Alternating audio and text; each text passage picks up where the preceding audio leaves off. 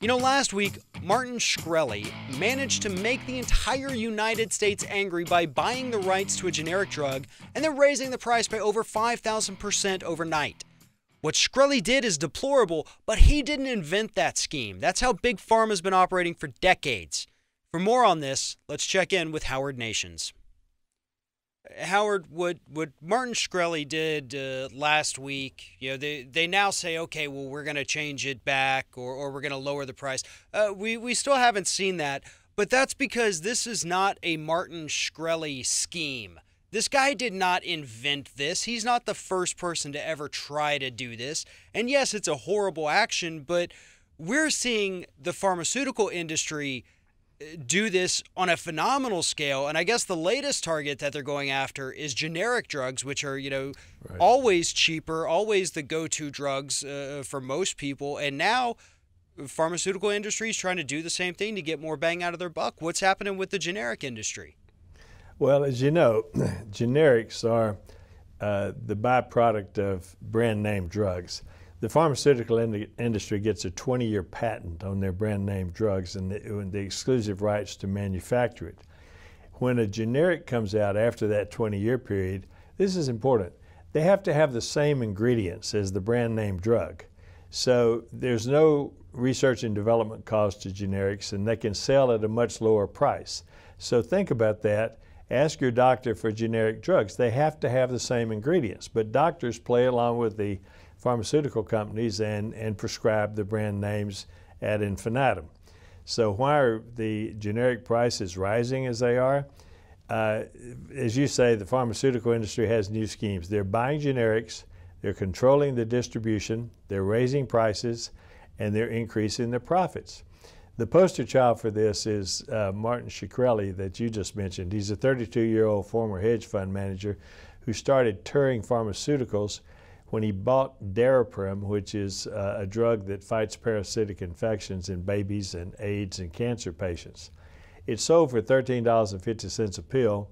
He raised the price to $750 per pill. He justified this when he was questioned about it, saying, "I bought this to make a profit." The drug was originally marketed in '53 at $1 a pill.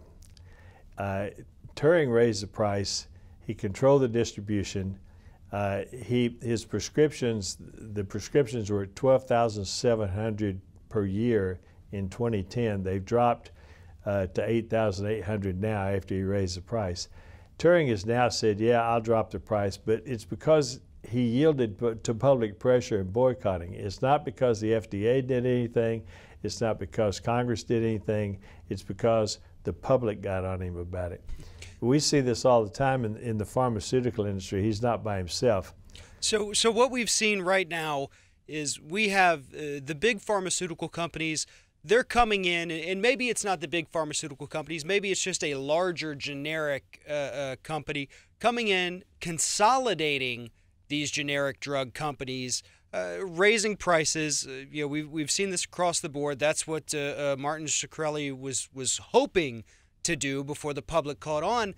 But right, what the public needs to understand, though, again, his action's absolutely horrible, but this is what the industry does. I mean, the United States, we pay more for a prescription drug, any drug. Go to the drugstore, pick one off the shelf, and compare it to the price of it overseas, across the border, wherever. We're going to pay more. And I guess the biggest question here, Howard, is why? Why are we paying a 10,000% markup on some drugs, whereas Canada may pay a 50% markup, UK may pay 100%? Why so high here? Well, if you look at Celebrex, for example, a very common drug, in Canada it sells for $51, US for $330. Gleevec, which is for leukemia patients, sells for $1,141 in Canada, $8,500 in the United States. Nexium, one of the most commonly used drugs, $30 in Canada, $306 in the United States. The reason for the disparity is that the government grants monopoly. Now, in a free market, competitors eliminate price gougers. In the United States, the government protects price gougers. The public and the press are the ones that forced Daraprim to reduce their prices. Had nothing to do with capitalism, nothing to do with free markets, everything to do with lobbying and government lapdogs. And basically there are four villains in this: the pharmaceutical companies who gouge, the politicians who are their lapdogs who let them get away with absolutely anything they want, the FDA who refuse to enforce the rules, and the doctors who continue to prescribe brand name drugs at high prices when generics are available with exactly the same compound. So that's how it happens. So, okay, we understand now that the United States is paying more money, but let me play the other side. Isn't the reason we pay more money because they're spending so much on research and development? I mean, that's the argument you hear. So we're just paying for the research and development. It's an expensive process, so we, the United States, pay for it. Is that true? Well, let's talk about research and development. In 2013, the last year we have statistics on this, there were $329.2 billion in pharmaceutical sales. 9 out of 10 of the biggest pharmaceutical companies spend more on marketing than they do on research and development. Johnson & Johnson is the biggest of those. They spent $17.5 billion on marketing, only $8.2 billion on research and development. But significantly, 8 times as much was spent on marketing to doctors and hospitals than was spent on marketing to the public.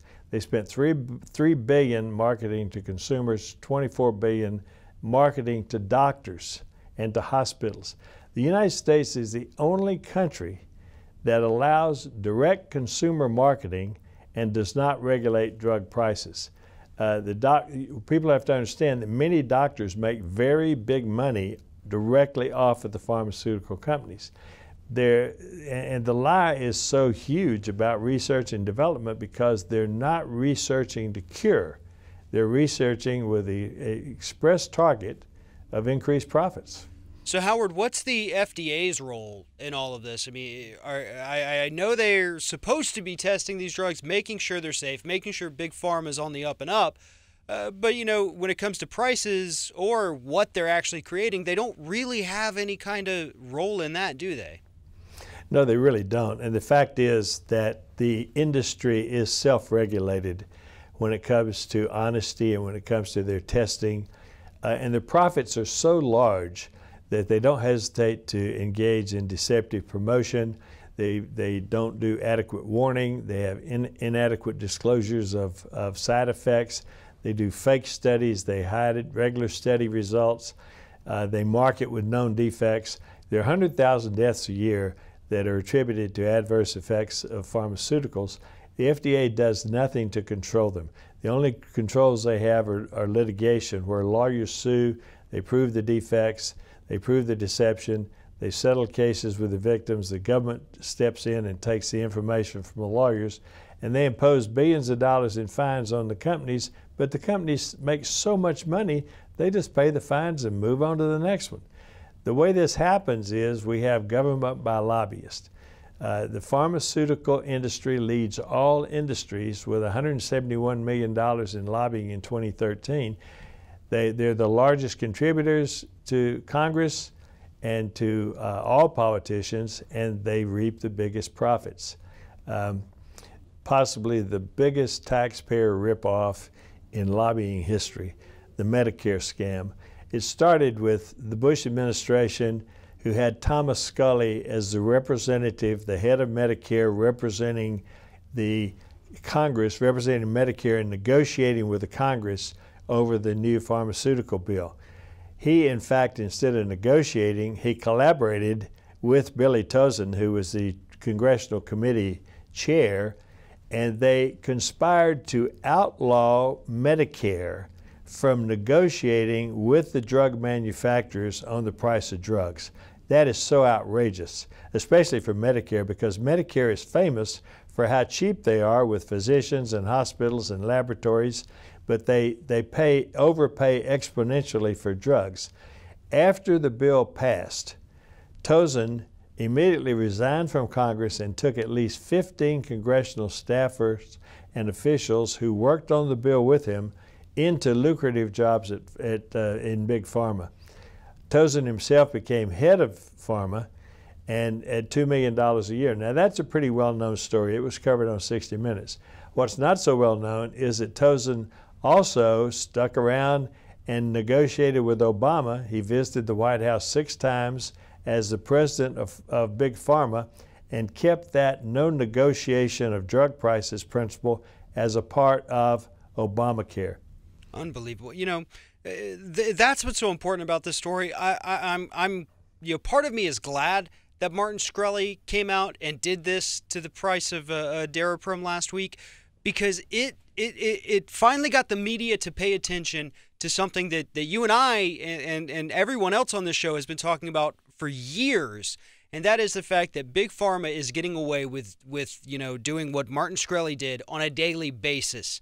And everybody needs to pay attention. They need to understand that this is industry-wide, and it's not going to stop unless we get public pressure and we get a government that's willing to stand up to the Big Pharma lobby. We're out of time, but Howard, thank you very much for telling us this story today. My pleasure, Farron. Thanks.